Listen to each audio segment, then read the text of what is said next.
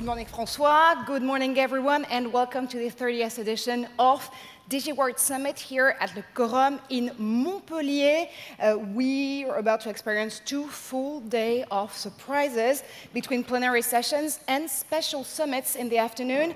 As usual, you can join the conversation on Twitter with the hashtag DWS16. And François, what a journey since the very first edition. Yeah, absolutely. First of all, thank you, Marjorie, for being with us for the 3rd time in a row. You know what, Marjorie? We trust you. Oh my gosh. So it's a good sign of friendship. Yeah, absolutely. It is the 38th edition. My 6th as a chairman, you 3rd. And this one has been particularly interesting because every year we try to find subject ahead of the market. So we had last year Digital First, we had Mobility Reloaded, Digital Gold Mines. And this year, we had a steering committee to talk about the subject of the year, and there was a convention. Everybody wanted to talk about trust and confidence, which is the theme of our conference today. So actually, yep, for this edition, it's all about trust. How come? In fact, we looked at trust. We built an agenda. I'm not going to go around that, but when you look about trust since the early age, trust has always been the cement of the societies. You trust your partner in life, you trust your family, you trust your community, you trust the state, the bank, whatever. And if the world was a trusted world, you know, everything would be perfect. But when you talk about trust, you talk also about betrayal. And when trust, which takes years, months to be built, is destroyed in a minute, then starts the ugly. The ugly can be war, it can be cataclysm, it can be tragedy, it can inspire the artist also. So when we look at trust and the non-trust, we look at all the consequences, not only in the cyber attacks, but what does it mean as a civil person, as a citizen? What does it mean when digital, breaks or threats the trust? That's why we look at trust with cybersecurity, but trust, about the data, trust also into the economy, and are we protected or not? This is what we propose you during those 2 days. So now, what about actually this trust question? I know that you're about to introduce us Frédéric Mazella. It's one of our digital economy heroes here in France. And actually, the model of BlaBlaCar is all about trust again. Yeah, absolutely. I had a great conversation with Frédéric. Frédéric is the founder of BlaBlaCar. He's a French licorne. He came to our show a year ago. And I was amazed to see that trust was at the foundation of the company. When you take somebody in your car to go from A to B, everybody needs to trust. So what I suggest is to listen to Frédéric. It's a conversation we had last Friday in his office. Please watch the video.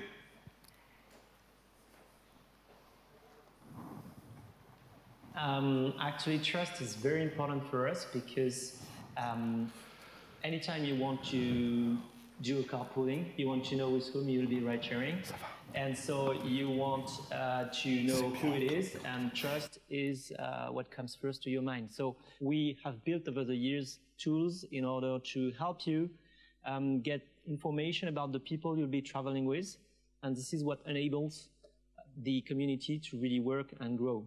So we know that without trust there is no collaboration, and without collaboration there is no economy. So we know that if we create more trust, we create more economy. What we've done is we made a study to kind of evaluate what kind of trust and what level of trust you could have in a community like BlaBlaCar, but also like others in the sharing economy. And so we have made a survey on 18,000 respondents in 11 countries. And the results are stunning. So we asked people very basic questions like how much do you trust on a scale from 0 to 5, your neighbors, your colleagues, your friends, your family members. We didn't ask for the wife.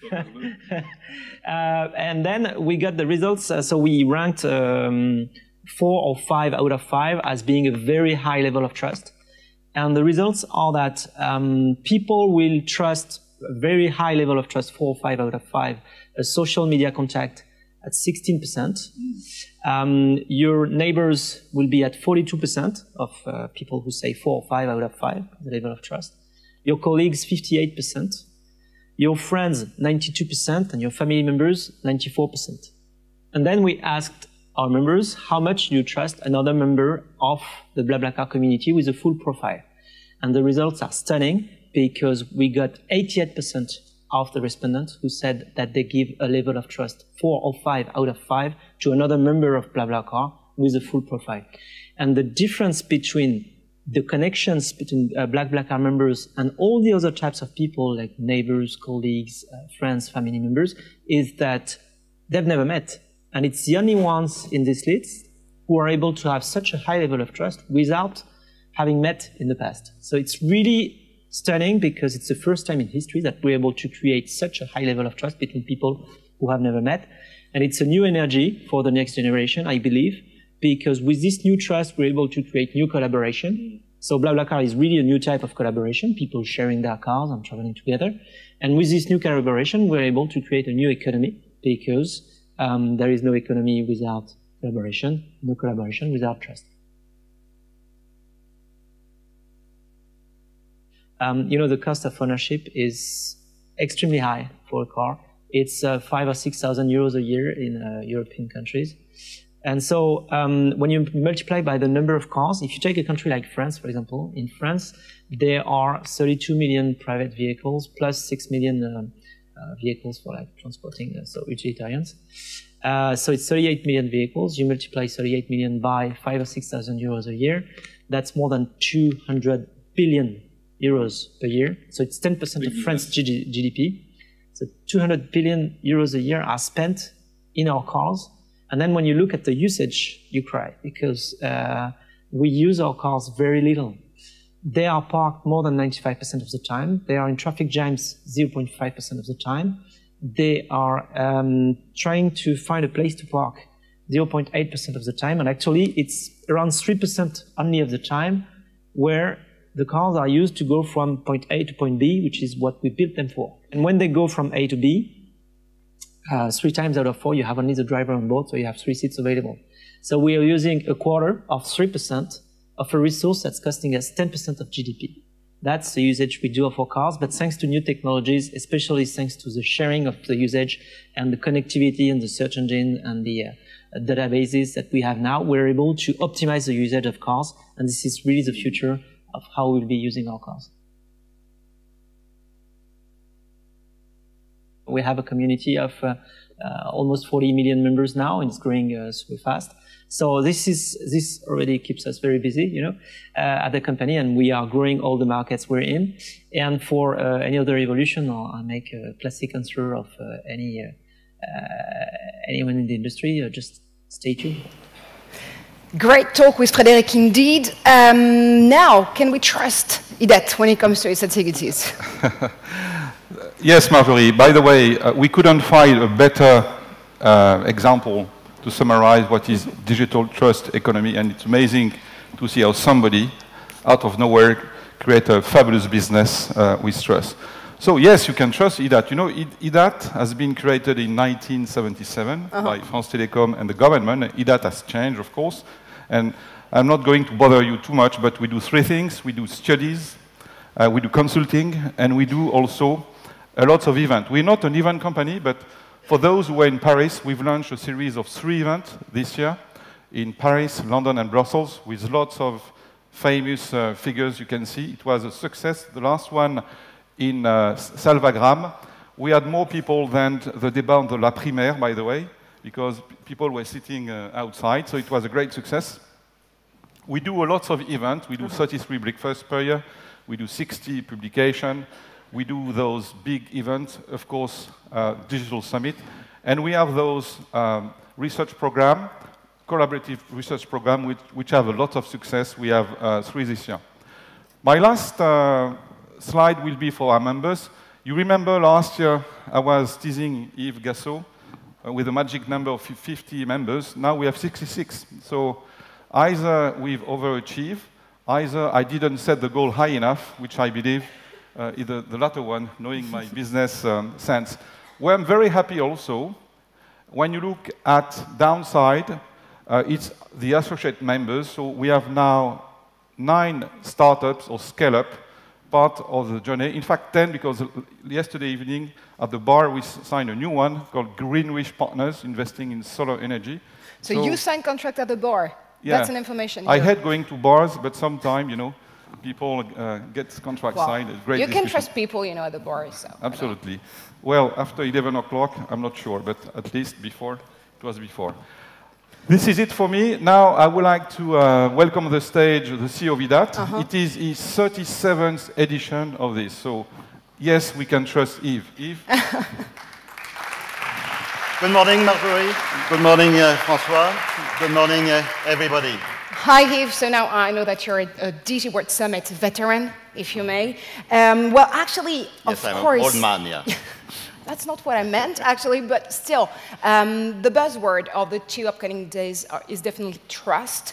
But what's IDATE's perspective on that very definition, and what are we about to discuss all along these 2 upcoming exciting days? Yes, of course, I have some slides to introduce the topic. Even I consider that the job was done, and very well done, by the video talk between the boss of BlaBlaCar and François. Nevertheless, some slides to understand what are the logic of our program that we will present today and tomorrow. So, a first step for us is to understand trust. Why is it a hot issue? There are at least 2 reasons. The first one is, of course, cybercrime, cyber attack, data breaches, and we have many long list of examples about such cyber attacks. But there are also other reasons. For example, all questions related to what we are calling the neutrality of algorithm of the big platform, of the reputation issues related to the sharing economy applications. We will talk firstly during this morning about the first risk, hacking, and I give you an advice. In 20 minutes it will be safer for you to switch off your smartphone, because we will have a hacker on the stage. So don't tweet at this point. But behind all the risk, what maybe is the most important, what I would like to point out is the paradox or the ambivalence we can have behind this phenomenon of trust and risk.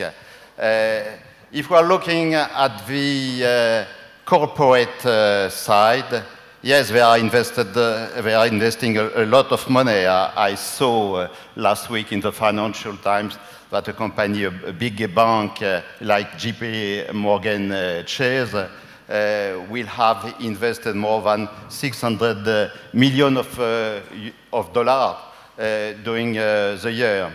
Nevertheless, if we are taking into account the cost following ESA, a specialized institute in this area, it represents more than 500 billion of US dollars, the cost of cybercrime at the worldwide level. And in front of this cost, companies are just investing $5 billion of dollars. If we are looking to the B2C side, maybe the paradox is still larger when we are looking people who are more and more on the social networks. Of course, the big success now for 4 or 5 years of the sharing economy application.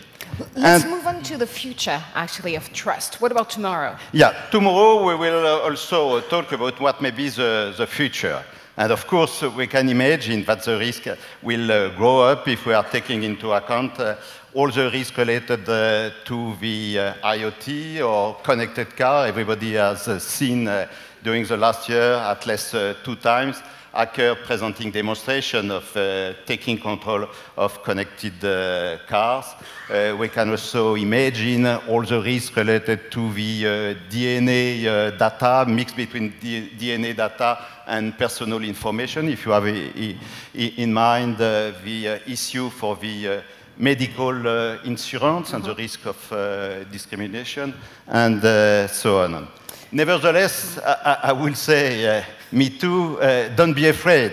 We are here at IDATE DigiWorld Summit. We know that we have to take into account the technology and to be tech positive. And there are several opportunities.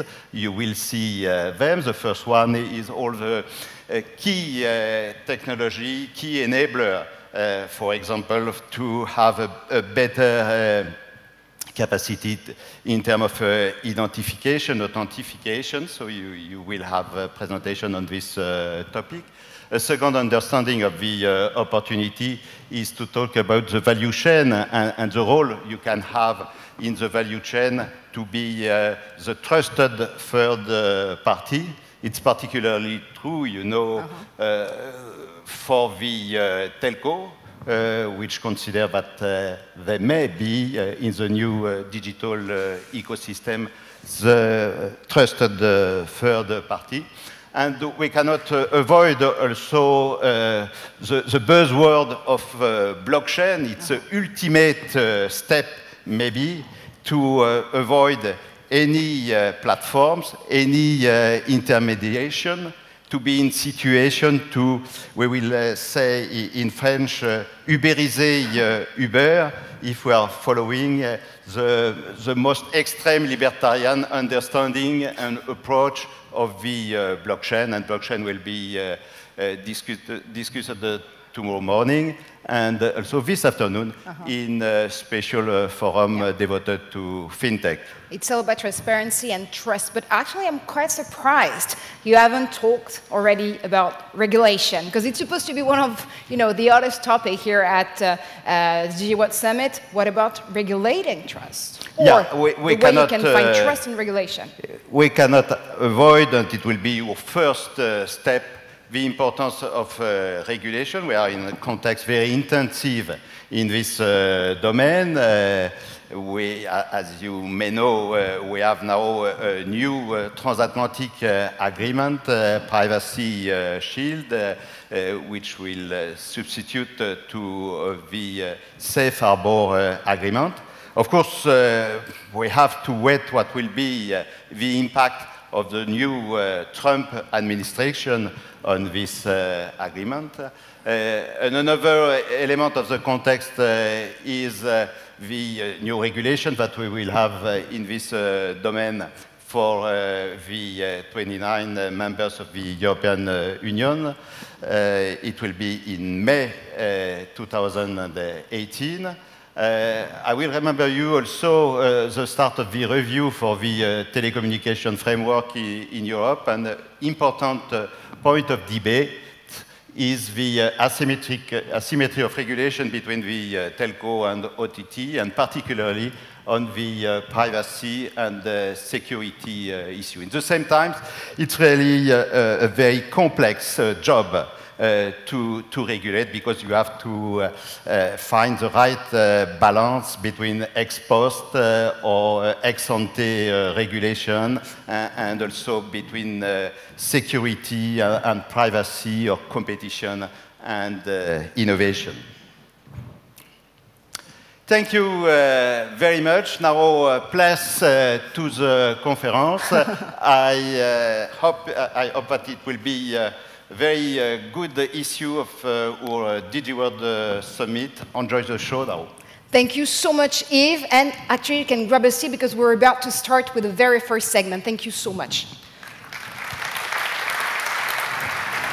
So, let's move on and let's deep dive into the very first segment today. The risks are clear, of course, but the impact might be unknown.